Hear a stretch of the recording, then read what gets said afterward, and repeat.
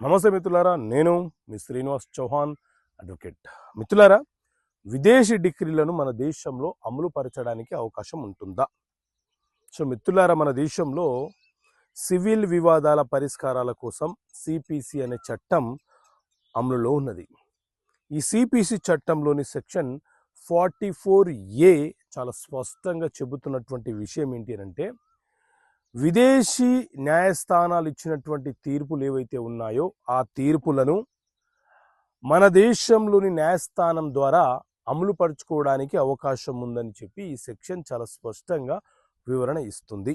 అయితే కండిషన్ ఏంటి అని అంటే, మరి ప్రపంచ దేశంలోని ఏ దేశంలోని న్యాయస్థానమైన తీర్పిస్తే ఆ తీర్పులను ఇక్కడ అమలు పరచవచ్చా అంటే అలా ఉండదు.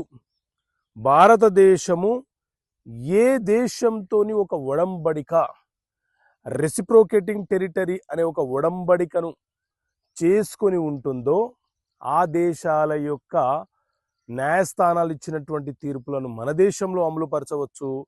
మన దేశంలోని న్యాయస్థానాలు ఇచ్చినటువంటి తీర్పులను ఆ దేశంలో అమలుపరచవచ్చు. అంతేకాని ప్రతి విదేశీ యొక్క కోర్టు ఇచ్చినటువంటి తీర్పులను మన జిల్లా కోర్టులలో అమలు పరచడానికి అవకాశం ఉండదు.